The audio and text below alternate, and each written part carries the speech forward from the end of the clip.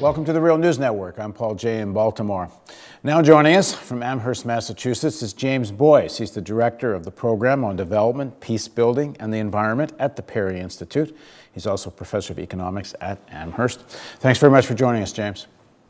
Nice to be back, Paul. So, James, you've written a new book titled Economics, the Environment, and Our Common Wealth. Before we dig into some of the issues in the book, what was your kind of overriding objective in producing the book? Well, what I wanted to do was bring out the fact that when we worry about environmental degradation, when we worry about pollution and depletion of natural resources, we should be thinking not only about the relationship between humans and the natural world, but also the relationships among human beings. Because basically, when we find problems of environmental degradation, we find problems where some people are benefiting at the expense of other people. If nobody was being harmed, it wouldn't be a problem, at least not from the standpoint of economics. So what I wanted to do in the book, Paul, was lift up the notion that these environmental problems are also social and economic and political problems, and point to the implications of starting from an ethical standpoint that every human being on the face of the earth, present and future generations, we all have an equal right to a clean and safe environment, and think through what it would mean to actually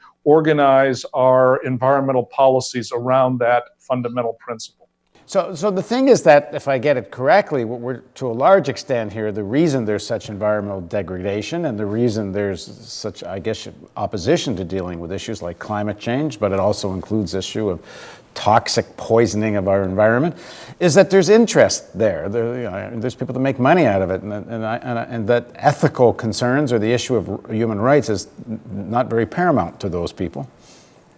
Yeah, that's right, Paul. I mean, these things don't just happen by accident. They happen following various patterns, right?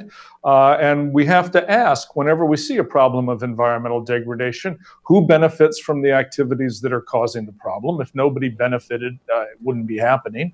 Who gets harmed? And why is it that the beneficiaries, the winners, are able to impose these harms on other people? And that really is the starting point for the book. So what should be done in this sense?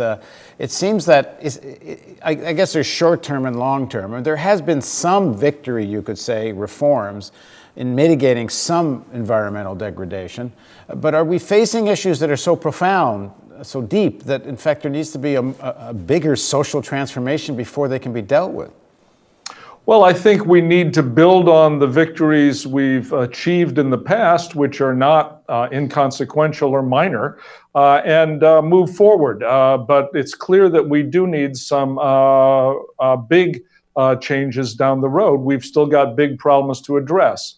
I think what we need to build on are not only the victories of the environmental movement, which brought us the Environmental Protection Agency and the Clean Water Act and Clean Air Act and so on, but also the victories of the civil rights movement, of the voter rights movements and so on, which have helped to empower the people who tend to be on the losing end of environmental problems, the people who tend to be victimized most. Pollution, resource depletion, these don't affect everybody equally, Paul. Some people get hit harder than others, and it tends to be low-income communities and people of color who get hit the hardest here in the United States. It tends to be low-income people around the world who get hit the hardest. And so if we want to address environmental problems, we also have to think about how to improve the ability of those who have the most to gain from addressing these problems to make their voices heard and to make their health and well-being and their children's well-being a central issue in the protection of the environment. So what would you like to see, and concretely, what do you think needs to be done given the current state of politics and such? Well, I think we need to lift up the basic democratic and human rights principles that underlie environmental protection. We're not just interested in protecting the environment and nature for its own sake. It's not just about polar bears or spotted owls. It's about real people here and now, and it's about the well-being of future generations. And we need to think about those people when we're thinking about protecting the environment. We need to think about kids whose life opportunities are being affected by the pollution to which they're being exposed as infants and as small children.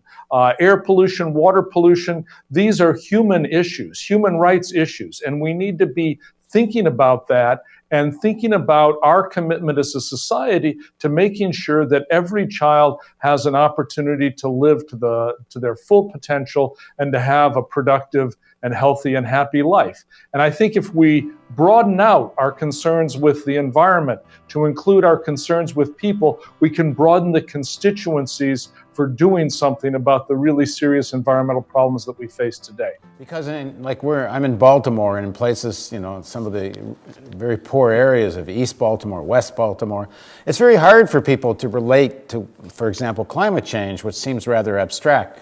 When you're facing such difficulties getting through the day, or very immediate issues of pollution, like there's a guy in East Baltimore that does a toxic tour, and when they take you around East Baltimore, the amount of toxic dumps right next to where people are living, yet they sit there year after year. Yeah, that's right. These are immediate environmental problems, and we ought to be paying attention to them. And there's no conflict between doing that and paying attention to climate change. After all, the burning of fossil fuels, which is the main culprit in climate change, also releases lots of other nasty pollutants that impact local communities. And it is the kinds of communities you're talking about in Baltimore, in metropolitan areas across the country, that tend to be impacted worst by those emissions of pollutants from refineries, power plants, etc. It's also the case that as the climate changes, the people who are most vulnerable to those climate changes are low-income people who don't have the resources to adapt, don't have the air conditioners, don't have the ability to live in the leafy suburbs, don't have the ability to even get out of town when a hurricane like Katrina hits. So I think that dealing with the environment is really a social justice issue, Paul. And I think to move forward, that's how we need to increasingly frame it. We need to recognize that piece of the picture. All right, thanks for joining us, James. And we're going to continue talking about some other chapters of James' books in some other segments. So thanks for joining us on the Real News Network.